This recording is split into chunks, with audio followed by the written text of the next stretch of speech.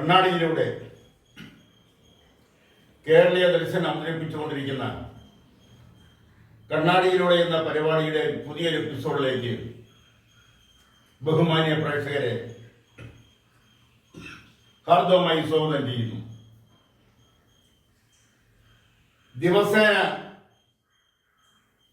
ഈ രാജ്യത്ത് നടക്കുന്ന അല്ലെങ്കിൽ നാട്ടിൽ നടക്കുന്ന റോഡ് അപകടങ്ങൾ, ചെറുതും വലുതുമായ റോഡ് അപകടങ്ങൾ, ഓരോ റോഡ് അപകടങ്ങളിലും പൊലിയുന്ന ജീവനുകൾ,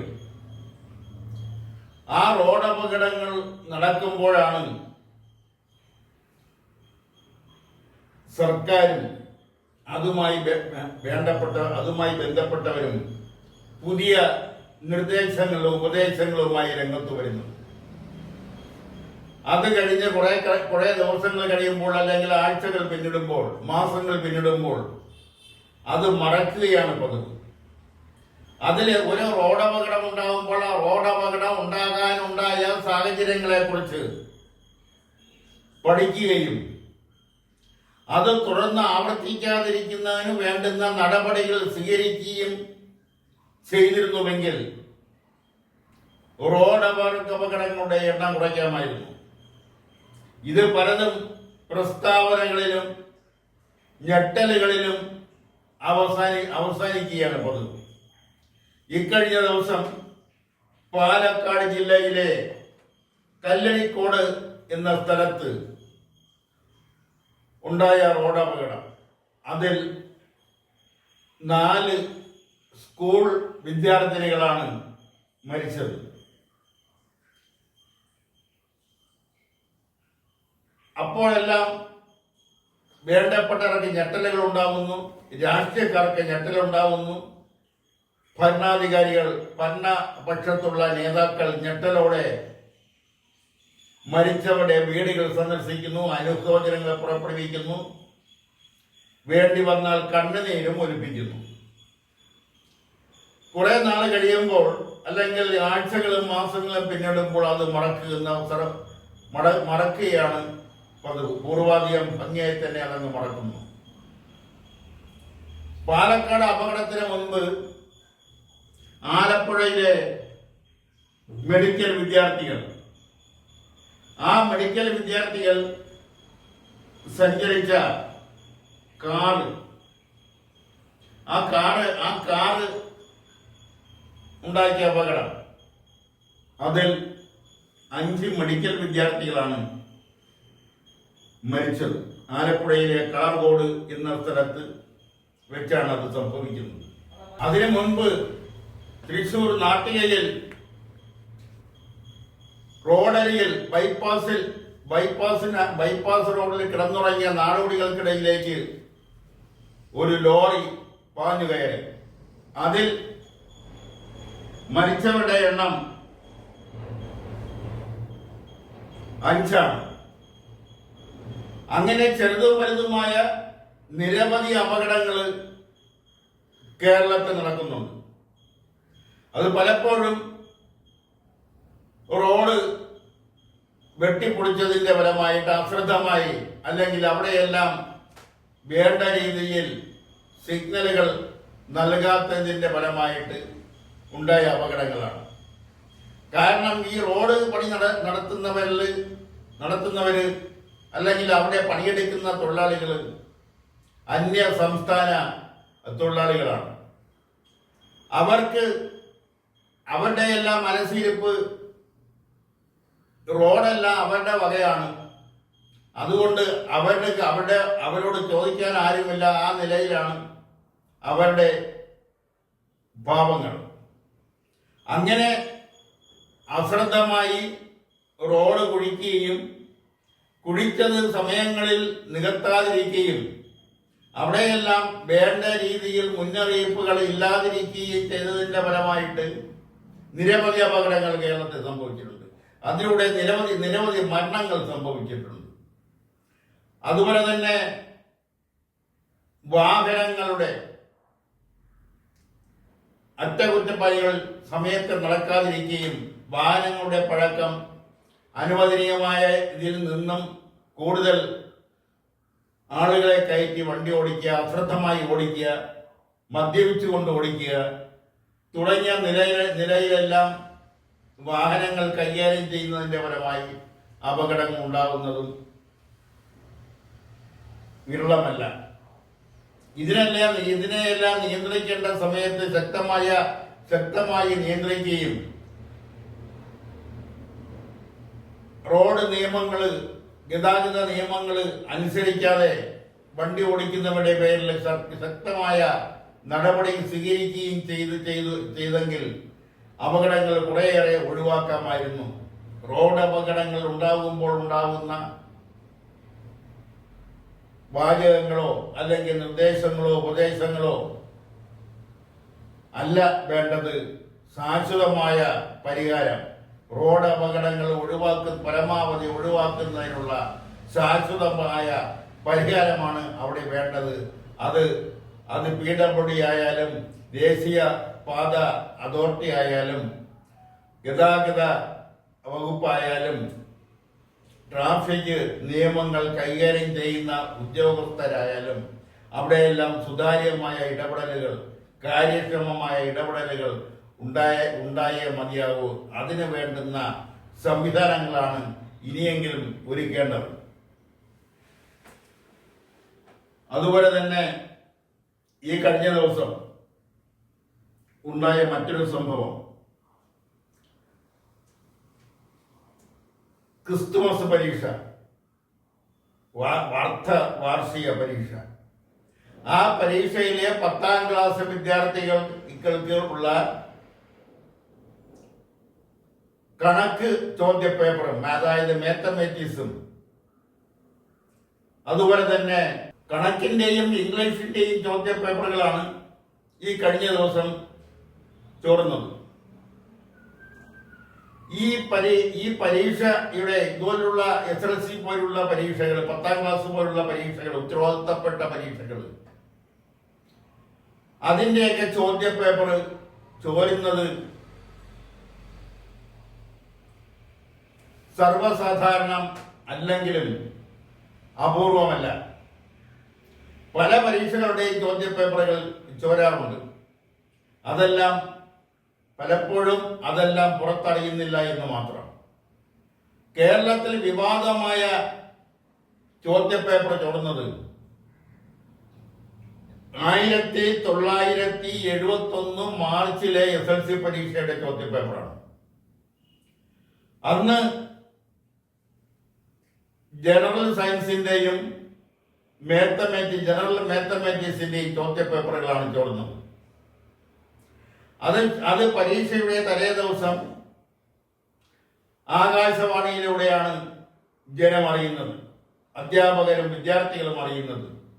പരീക്ഷ മാറ്റിവെച്ചുകൊണ്ടുള്ള സർക്കാരിന്റെ ഉത്തരവ് കാരണം ജനറൽ സയൻസിന്റെയും മാത്തമാറ്റിക്സിന്റെയും ചോദ്യപേപ്പറുകൾ ചോർന്നിരിക്കുന്നു. ആ രണ്ട് പരീക്ഷകൾ പിന്നെ 1 മാസം കഴിഞ്ഞിട്ടാണ് നടത്തിയത്. അന്നു മുതൽ ഇന്ന് വരെയുള്ള സംഭവങ്ങളെ സസൂക്ഷ്മം പരിശോധിച്ചാൽ ഇത്തരം ചോദ്യപേപ്പറുകൾ ചോർച്ചകൾ നടന്നിട്ടുണ്ട്. പലതും വിവാദമായിട്ടില്ല, പലതും പുറത്തറിഞ്ഞിട്ടില്ല, എൻട്രൻസ് പരീക്ഷ അടക്കമുള്ളത്. അങ്ങനെയെല്ലാം ചോർന്നതിന്റെ പിന്നിൽ ചില രാഷ്ട്രീയ ഉദ്യോഗസ്ഥ ലോബികളുടെ കൈകളുണ്ട്. ഒരു ചെറിയ ഉദാഹരണം, രസകരമായ ഒരു ഉദാഹരണം. ഒരു കോൺട്രാക്ടർ ഉണ്ടായിരുന്നു, ബാലൻ എന്നാണ് പേര്, വർക്കല ബാലൻ എന്നാണ് അറിയപ്പെടുന്നത്. അദ്ദേഹം ഒരു സമയത്ത് അദ്ദേഹത്തിന്റെ BSc ഡിഗ്രികൾ വാങ്ങി MBBSന് അഡ്മിഷൻ വാങ്ങിച്ച നിരവധി പേരുണ്ടായിരുന്നു. അക്കൂട്ടത്തിൽ ഒരു രാഷ്ട്രീയ പ്രമുഖന്റെ മകളും ഉണ്ടായിരുന്നു. കേരളത്തിന്റെ ആരോഗ്യ വകുപ്പ് മന്ത്രിയായിരുന്ന ഒരു രാഷ്ട്രീയ പ്രമുഖൻ. അദ്ദേഹം ഇന്ന് ജീവിച്ചിരിപ്പില്ല. അദ്ദേഹത്തിന്റെ മകളും ഈ കോൺട്രാക്ട് കൊടുത്ത BSc പരീക്ഷ, അതായത് ഉയർന്ന മാർക്ക് ലഭിച്ച ആ സർട്ടിഫിക്കറ്റ്, ഉയർന്ന മാർക്ക് രേഖപ്പെടുത്തിയ ആ സർട്ടിഫിക്കറ്റ് വാങ്ങിച്ചാണ് MBBS അഡ്മിഷൻ വാങ്ങിച്ചത്. അത് അന്ന് പലരുടെയും പേരുകൾ പുറത്തു വന്നതും വിവാദമായതുമാണ്, പതിറ്റാണ്ടുകൾക്ക് മുമ്പാണ്. അതുപോലെ തന്നെ രസകരമായ ഒരു സംഭവം എന്ന് പറയുന്നത്, ഈ പറഞ്ഞ കോൺട്രാക്ടർ തിരുവനന്തപുരം യൂണിവേഴ്സിറ്റി കോളേജിലാണ് പഠിച്ചത് BA. അദ്ദേഹം അവിടെ BA പഠിക്കുമ്പോൾ BAയുടെ ഇംഗ്ലീഷ് ചോദ്യപേപ്പർ രാവിലെ യൂണിവേഴ്സിറ്റി കോളേജിന്റെ ഭിത്തിയിൽ ഒട്ടിച്ചിരിക്കുന്നു. ഈ കോൺട്രാക്ടറെ സംബന്ധിച്ചിടത്തോളം ഇതുപോലെ ക്വസ്റ്റ്യൻ പേപ്പറുകൾ ഒക്കുന്നത് ചോർത്തുന്നത് ഒരു ത്രില്ലാണ്. കേരളത്തിലെ ഗവൺമെന്റ് പ്രസിലോ യൂണിവേഴ്സിറ്റി പ്രസിലോ യൂണിവേഴ്സിറ്റിയുടെ പരീക്ഷയുടെ ചോദ്യപേപ്പർ അച്ചടിച്ചാൽ ഇയാൾ പൊക്കുമെന്നുള്ള സംശയം നിലനിൽക്കുന്നത് കൊണ്ട് വളരെ രഹസ്യമായി യൂണിവേഴ്സിറ്റി രജിസ്ട്രാർ തമിഴ്നാട്ടിൽ കൊണ്ടുപോയി അവിടുത്തെ ഗവൺമെന്റ് പ്രസിലാണ് യൂണിവേഴ്സിറ്റിയുടെ ചോദ്യപേപ്പർ, BAയുടെ ചോദ്യപേപ്പർ അച്ചടിച്ചതും അത് കൊണ്ടുവന്നതും. എന്നിട്ടും ചോദ്യപേപ്പർ ചോർത്തി എന്നുള്ളതാണ് മറ്റൊരു വസ്തുത. ഇങ്ങനെയുള്ള സംഭവങ്ങൾ അന്നേ പണ്ടേ ഉണ്ട്, അത് ഇപ്പോഴും തുടരുന്നു. വളരെ രഹസ്യമായിട്ടാണെങ്കിലും മിക്കവാറുമുള്ള പരീക്ഷകളുടെ ചോദ്യപേപ്പറുകൾ ചോരാറുണ്ട് എന്നുള്ളത് ഒരു ചരിത്ര വസ്തുതയാണ് എന്ന് പറയാതെ വയ്യ. അതുപോലെ തന്നെ മറ്റൊരു വാർത്ത പുറത്തു വന്നിരിക്കുന്നത്, കേരളത്തിൽ ഒരു തൊഴിലാളിയുടെ ശരാശരി ശമ്പളം, ഒരു ദിവസത്തെ ശരാശരി ശമ്പളം എന്ന് പറയുന്നത് മറ്റു സംസ്ഥാനങ്ങളെ അപേക്ഷിച്ച് വളരെ കൂടുതലാണ്. മറ്റ് സംസ്ഥാനങ്ങളിൽ ഏറ്റവും കുറഞ്ഞ കൂലി ലഭിക്കുന്നത് 372.7 ദേശീയ ശരാശരി. ഒരു ദിവസത്തെ ദിവസക്കൂലി ദേശീയ ശരാശരി 372.7 രൂപയായിരിക്കെ കേരളത്തിലെ ഒരാളുടെ ദിവസക്കൂലി 807.2 ആണ്. തൊട്ടടുത്ത സംസ്ഥാനമായ തമിഴ്നാട്ടിൽ ഇത് 540.6 രൂപയാണ്. ഏറ്റവും കുറവാവട്ടെ മധ്യപ്രദേശിലാണ് 242.2 രൂപ.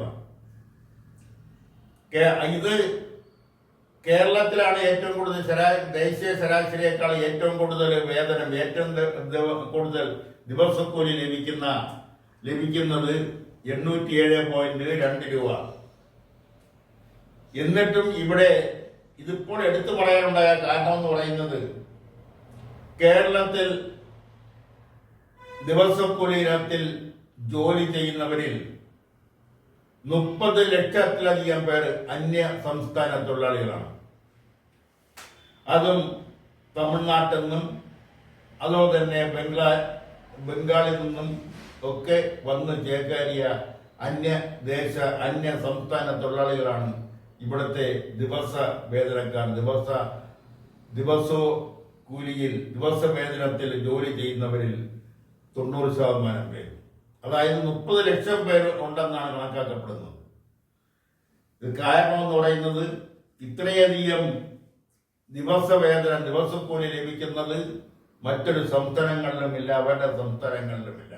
അതുകൊണ്ടാണ് അവർക്കിതൊരു ഗൾഫ് രാജ്യം പോലെ അനുഭവപ്പെടുന്നതും അവരെല്ലാം ഇവിടെ വന്ന് കേരളത്തിൽ വന്ന് ദിവസവേതന അടിസ്ഥാനത്തിൽ ജോലി ചെയ്യുന്നു.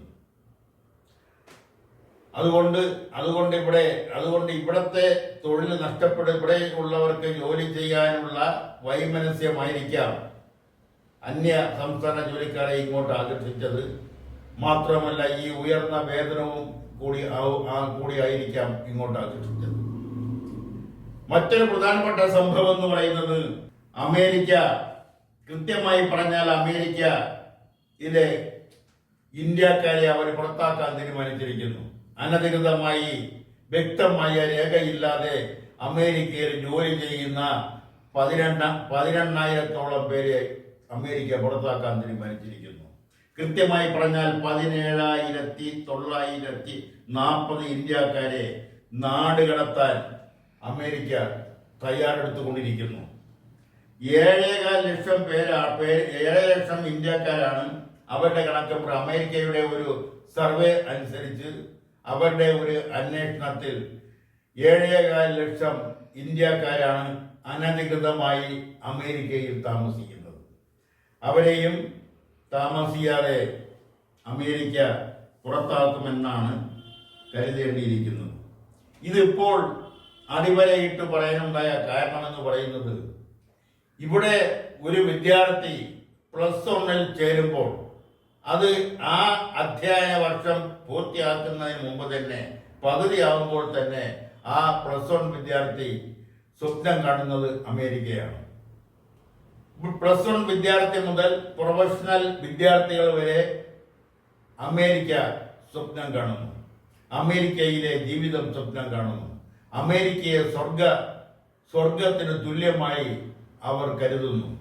അത് എന്തുകൊണ്ടാണ് അവർ ഇങ്ങനെ കാണുന്നത് എന്നത് പഠിക്കേണ്ട വിഷയമാണ്. ഇവിടെ നല്ല പ്രൊഫഷണലുകൾ എല്ലാം തന്നെയും ഇവിടുത്തെ സാധാരണക്കാരുടെ പണം കൊണ്ട് അവർ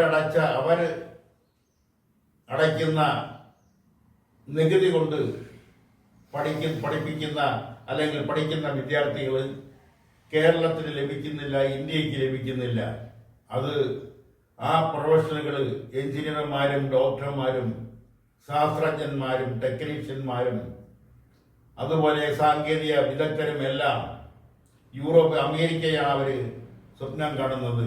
അവർ അമേരിക്കയിലേക്ക് പോകുന്നു, യൂറോപ്യൻ രാഷ്ട്രങ്ങളിലേക്ക് പോകുന്നു. ശേഷിക്കുന്നവർ മാത്രമേ കേരളത്തിന് അല്ല ഇന്ത്യക്ക് ലഭിക്കുന്നുള്ളൂ, കേരളത്തിന് ലഭിക്കുന്നുള്ളൂ. ഇതൊരു മഹാ ദുരന്തമാണെന്ന് പറയുന്നില്ല എങ്കിലും ഇത് നമ്മുടെ നാട്ടിന് ഒരു ശാപമാണ്. ഇവിടത്തെ നികുതി പണം കൊണ്ട് പഠിക്കുന്നവർ അവർ അന്യ രാഷ്ട്രങ്ങളിൽ, പ്രത്യേകിച്ച് യൂറോപ്യൻ രാഷ്ട്രങ്ങളിലേക്ക് പോകുമ്പോൾ അവരിൽ ബഹുഭൂരിപക്ഷം പേരും അവിടത്തെ പൗരത്വം സ്വീകരിച്ചുകൊണ്ട് അവിടെ ജീവിക്കാനാണ് ഇഷ്ടപ്പെടുന്നത്. അവരിങ്ങോട്ട് വരാൻ ഇഷ്ടപ്പെടുന്നില്ല. അതും പഠിക്കേണ്ടുന്ന ഒരു വിഷയമായതുകൊണ്ടാണ് ഇന്ന് കണ്ണാടിയിലൂടെ ആ കാര്യവും നോക്കിക്കാണുന്നത്, അതുകൂടെ കാണാൻ ശ്രമിക്കുന്നത്. മറ്റൊരു കാര്യം എടുത്തു പറയേണ്ടുന്നത്, CK ജാനുവിന്റെ ഒരു പ്രസ്താവന കഴിഞ്ഞ ദിവസം മാധ്യമങ്ങളിൽ വന്നതാണ്. ആദിവാസി മേഖലയിൽ പ്രത്യേകിച്ചും വയനാട് നടക്കുന്ന കുറ്റ്യാടി കല്യാണം എന്ന് പറയുന്നത് കുറ്റ്യാടി ചുരത്തിന് അടിവാരത്താണ് ഈ വിഭാഗം ആദ്യം നടക്കുന്നത്. അതുകൊണ്ടാണ് അതിന് കുറ്റ്യാടി കല്യാണം എന്ന് പറയുന്നത്. ആ ആദിവാസികളെ പ്രത്യേകിച്ചും പണിയ സമുദായം, ആടിയർ സമുദായം, നായ്ക്കൽ സമുദായം, കാട്ടുനായ്ക്കൽ സമുദായം, ഈ സമുദായത്തിലെല്ലാം ഉള്ള പട്ടിക വർഗത്തിൽപ്പെട്ട ഗോത്രങ്ങളായ ആദിവാസി യുവതികളെ, ആദിവാസി പെൺകുട്ടികളെ മറ്റ് സമുദായത്തിൽപ്പെട്ടവർ, ഹൈന്ദവ സമുദായത്തിൽ തന്നെയുള്ള മറ്റു സമുദായത്തിൽപ്പെട്ടവർ വിവാഹം കഴിച്ച് കൊണ്ടുപോകുന്ന ഒരു രീതി ഈ അടുത്ത കാലത്ത് തുടങ്ങിയിട്ടുണ്ട്. അതിനെതിരെയാണ് CK ജാനുവിന്റെ പ്രസ്താവന. അതും ഈ അന്യ സമുദായത്തിൽപ്പെട്ടവർ ആദിവാസി യുവതികളെ വിവാഹം കഴിക്കുന്നതോടുകൂടി ആദിവാസി വംശം ഇല്ലാതാകുമെന്നുള്ള ഭയമാണ് ജാനുവിനെ അലട്ടുന്നത്. ജാനുവിന്റെ പ്രസ്താവന വായിച്ചാൽ തോന്നും ആദിവാസികളെ എന്നും ആദിവാസികളായി തന്നെ ജീവിക്കണമെന്നും അവരെന്നും അന്യരുടെ മക്കളെ പ്രസവിച്ച് വളർത്തണമെന്നും അവര് ആധുനിക ജീവിതവുമായി ബന്ധപ്പെടാതെ അവരുടെ പാരമ്പര്യ ജീവിതത്തിൽ തന്നെ ഒതുങ്ങി കഴിയണമെന്നും ആണ് ജാനു ആഗ്രഹിക്കുന്നത് എന്ന കാര്യത്തിൽ ഇന്ന് സംശയിക്കേണ്ടിയിരിക്കുന്നു. ആദിവാസികളുടെ പാരമ്പര്യ ജീവിതം എന്ന് പറയുന്ന പ്രത്യേകിച്ചും അവിടെ എടുത്തു പറയേണ്ടുന്ന കാട്ടുനായ്ക്കരും പനിയറും പോലുള്ളവർ തിരുനെല്ലിയിൽ നിന്ന് ഒരു 10-20 കിലോമീറ്റർ ഉൾവനത്തിലൂടെ പോയാൽ ഇവരിൽപ്പെട്ടവർ ഇന്നും നൂൽബന്ധമില്ലാതെ ജീവിക്കുന്നത് കാണാം. അവിടെ കാട്ടുമൃഗങ്ങളെ വേട്ടയാടിയും കാട്ടുപക്ഷികളെ വേട്ടയാടിയുമെല്ലാം ആ സന്ധ്യയാവുമ്പോൾ അതെല്ലാം ചുട്ട് തിന്ന് എവിടെ വെച്ചാണോ അവര് സന്ധ്യയാവുന്നത് അവിടെ തന്നെ അന്തി ഉറങ്ങുന്ന ഒരു ജീവിത രീതി ഇന്നും തമിഴ്നാട്ടിലെ കാട്ടുനായ്ക്കളുടെയും അതുപോലുള്ള പട്ടിക വർഗക്കാരുടെ ഇടയിൽ ഇന്നും നിലനിൽക്കുന്നുണ്ട്. പ്രത്യേകിച്ച് മലപ്പണ്ടാരങ്ങളുടെ ഇടയിൽ അവരെല്ലാം അതുപോലെ ജീവിക്കണമെന്നും ആധുനിക ലോകവുമായി ബന്ധപ്പെടാതെ ആധുനിക ജീവിതത്തിലെ സുഖസൗകര്യങ്ങൾ, ആധുനികപരമായ ജീവിതം, ആധുനിക വിദ്യാഭ്യാസം ഒന്നും അവർക്ക് ലഭിക്കാതിരിക്കണമെന്നാണോ CK ജാനു ആഗ്രഹിക്കുന്നത് എന്ന കാര്യത്തെക്കുറിച്ചാണ് ജാനുവിനോട് ചോദിക്കാനുള്ളത്. ആദിവാസി വംശം നശിച്ചുകൊണ്ടിരിക്കുകയാണോ? മറ്റൊരു കാര്യം എടുത്തു പറയേണ്ടത്, അങ്ങനെ അന്യ സമുദായത്തിലെ ചെറുപ്പക്കാരെ വിവാഹം കഴിക്കുന്ന ആദിവാസി യുവതികൾ അവർ ആ അന്യ സമുദായത്തിൽ അവരെ വിവാഹം കഴിച്ച ഭർത്താവിന്റെ സമുദായവുമായി യോജിച്ചാണ് പിന്നീട് ജീവിക്കുന്നത്.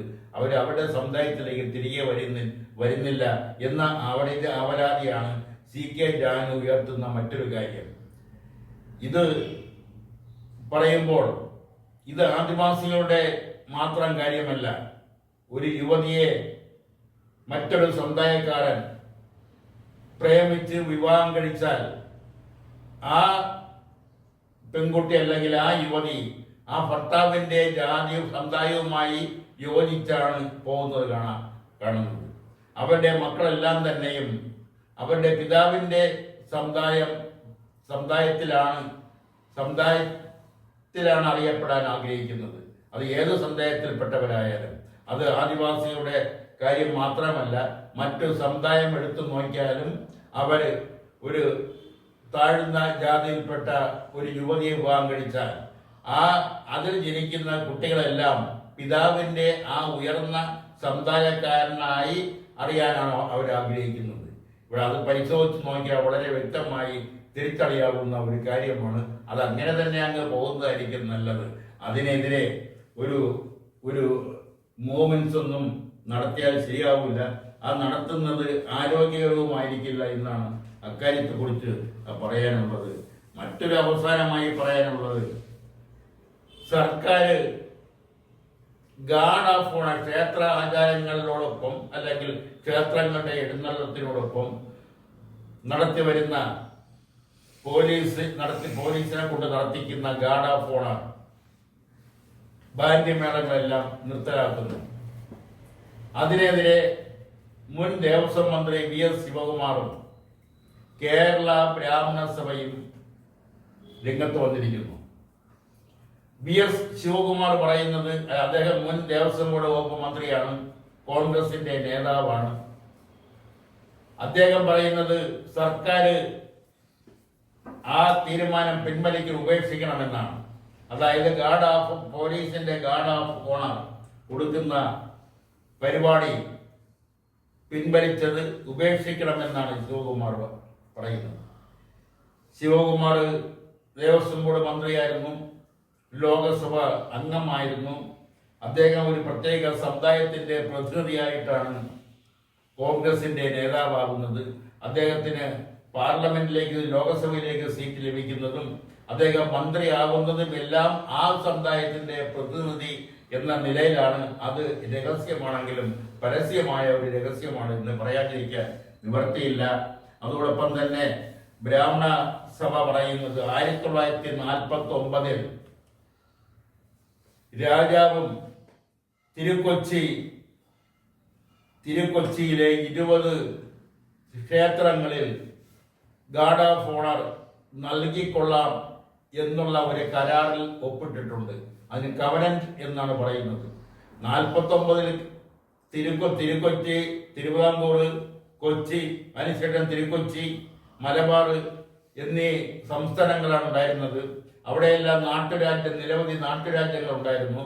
അവിടെയെല്ലാം നാട്ടുരാജാക്കന്മാരുണ്ടായിരുന്നു. അവർക്കെല്ലാം അവരുടേതായ ചില നിയമങ്ങൾ, പൊതുവായ ചില രാജ നിയമങ്ങൾ ഉണ്ടായിരുന്നുവെങ്കിലും നാട്ടുരാജാക്കന്മാർക്കെല്ലാം അതാത് നാട്ടുരാജ്യങ്ങൾക്ക് പ്രത്യേക ചില നിയമങ്ങളൊക്കെ നിലവിലുണ്ടായിരുന്നു, ചില ആചാരങ്ങളൊക്കെ നിലവിലുണ്ടായിരുന്നു. അതിനുശേഷമാണ് 1956 കേരളം രൂപീകൃതമായതോടെ ഇവിടെ ജനകീയ ഭരണം, ജനാധിപത്യ ഭരണമാണ് വന്നത്. ആ ജനാധിപത്യ ഭരണം വന്നപ്പോൾ രാജാവ് ഒപ്പിട്ട കരാറെല്ലാം അതേപടി നടപ്പിലാക്കണം എന്ന് നിർബന്ധം പിടിക്കുന്നത് ശരിയാണെന്ന് തോന്നുന്നില്ല. ഗാർഡ് ഓഫ് ഓർഡർ എന്ന് പറയുന്നത് ഒരു അനുഷ്ഠാനത്തിന്റെ ഭാഗമാണ്, അതൊരു വിശ്വാസത്തിന്റെ ഭാഗമാണ്. അത് എന്നും അതേപടി നിലനിർത്തിക്കൊണ്ട് പോകണം എന്ന വാശി പിടിക്കുന്നത് ശരിയാണെന്ന് തോന്നുന്നില്ല. അവസാനമായി പറയാനുള്ള മറ്റൊരു കാര്യം ലോകസഭയിൽ നടന്ന രസകരമായ ഒരു കാര്യമാണ്. ലോകസഭയിലെ പുതിയ ഒരു അംഗമാണ് പ്രിയങ്ക ഗാന്ധി. അതായത് നെഹ്റു കുടുംബത്തിലെ പുതിയ തലമുറയിൽപ്പെട്ട ആള്. അവരെ രാഹുൽ ഗാന്ധി രാജിവെച്ച ഒഴിവില് വയനാട് ലോകസഭയിൽ നിർത്തിയാണ് കോൺഗ്രസ് പാർട്ടി ജയിപ്പിച്ചത്. വലിയ ഭൂരിപക്ഷത്തിലാണ് അവർ ജയിച്ചത്. അവരുടെ കന്നിപ്രസംഗം ലോകസഭയിൽ അവരവിടെ പറഞ്ഞത് ഹിമാചൽ പ്രദേശിനെ കുറിച്ചാണ്. ഹിമാചൽ പ്രദേശത്തിലെ ആപ്പിൾ കർഷകരെ അവിടുത്തെ സർക്കാർ ദ്രോഹിച്ചു കൊണ്ടിരിക്കുന്നു എന്നതാണ്. ഈ നാക്കിന്റെ പിഴവ് ആണെന്ന് പറയേണ്ടിയിരിക്കുന്നു. കാരണം ഹിമാചൽ പ്രദേശ് ഭരിക്കുന്നത് കോൺഗ്രസ് പാർട്ടിയാണ്. അവർ വിമർശിച്ചത് കോൺഗ്രസ് സർക്കാരിനെയാണ്. അവരത് അറിഞ്ഞുകൊണ്ട് അവിടെ കോൺഗ്രസ് സർക്കാരാണെന്നുള്ള കാര്യം വിട്ടുപോയത് കൊണ്ടാവാം ഹിമാചൽ സർക്കാരിനെ വിമർശിച്ചത്. ഹിമാചൽ പ്രദേശിലെ സർക്കാർ അവിടുത്തെ ആപ്പിൾ കർഷകരെ ദ്രോഹിച്ചു കൊണ്ടിരിക്കുകയാണെന്ന് അവർ പറഞ്ഞത്. അതിനപ്പുറം അവർക്ക് എഴുതി കൊടുത്തവർക്ക് പറ്റിയ അമളിയാവാം ഇത്. കാരണം പലതും നേതാക്കന്മാർക്ക് അവരുടെ പേഴ്സണൽ സ്റ്റാഫുകൾ എഴുതി കൊടുക്കുന്നതാണ് പറയുന്നത്. എന്തിന് മന്ത്രിമാർ പറയുന്നതും അവരുടെ പേഴ്സണൽ സ്റ്റാഫുകൾ എഴുതി കൊടുക്കുന്നതാണ്. പേഴ്സണൽ സ്റ്റാഫ് എഴുതി കൊടുക്കുന്നത് എങ്ങനെയാന്ന് ചോദിച്ചാൽ അതാത് വകുപ്പിലെ തലവന്മാർ എഴുതി കൊടുക്കുന്നതാണ്. പേഴ്സണൽ സ്റ്റാഫുകൾ എഡിറ്റ് ചെയ്ത് മന്ത്രിമാർക്ക് നിയമസഭയിലും പാർലമെന്റിലും ഒക്കെ കൊടുക്കാൻ, അവതരിപ്പിക്കാൻ, പറയാൻ കൊടുക്കുന്നത്. അതുപോലെ തന്നെയാണ് ഹൈക്കോടതിയിലും അതാത് ഡിപ്പാർട്ട്മെന്റിലെ ഉദ്യോഗസ്ഥർ കൊടുക്കുന്നതാണ്. അവിടുത്തെ സർക്കാർ വക്കീലന്മാർ കോടതിയിൽ പറയുന്നത്. അതിന്റെ ഫലമായിട്ട് പലപ്പോഴും ഗവൺമെന്റ് പീഡകന്മാര് തെറ്റായിട്ട് കോടതിയിൽ ചില കാര്യങ്ങൾ പറഞ്ഞതിന്റെ ഫലമായിട്ട് മന്ത്രിമാർക്ക് രാജിവെക്കേണ്ടി വന്നു. അതിൽ ഏറ്റവും വലിയ ഉദാഹരണമാണ് മുഖ്യമന്ത്രി കെ കരുണാകരന് മുഖ്യമന്ത്രിയായി സത്യപ്രതിജ്ഞ ചെയ്ത് 30 രാജിവെക്കേണ്ടി വന്നത്. അവിടെ സർക്കാർ പറഞ്ഞ അല്ലെങ്കിൽ സർക്കാർ ഉത്തരവാദിത്തപ്പെട്ട പോലീസ് ഉദ്യോഗസ്ഥൻ എഴുതി കൊടുത്തത് ആ തെറ്റായ വിവരം ഹൈക്കോടതിയിൽ പറഞ്ഞതിന്റെ ഫലമായിട്ടാണ്. രാജനെ അറസ്റ്റ് ചെയ്തിട്ടില്ല എന്ന് കളവായി ഹൈക്കോടതിയിൽ പറഞ്ഞതിനാണ്, ആ കളവ് പറഞ്ഞതിനാണ് അന്ന് മുഖ്യമന്ത്രി കെ കരുണാകരന് രാജിവെക്കേണ്ടി വന്നത്. അത് ഇപ്പോഴും അങ്ങനെ തന്നെ പല കാര്യങ്ങളിലും തുടരുന്നുണ്ട് എന്നുള്ളതിന് ഏറ്റവും വലിയ ഉയർന്ന ഉദാഹരണമാണ് പ്രിയങ്ക ഗാന്ധിയുടെ ഈ ഹിമാചൽ സർക്കാരിനെ വിമർശിച്ചുകൊണ്ടുള്ള പ്രസംഗം ലോകസഭയിൽ നടത്തിയത്. അത് വളരെ രസകരമായിട്ട് തോന്നിയത് കൊണ്ടാണ് അത് പറഞ്ഞുകൊണ്ട് ഇന്നത്തെ കണ്ണാടിയിലൂടെ എന്ന പരിപാടി ഇവിടെ പൂർത്തിയാക്കുന്നത്.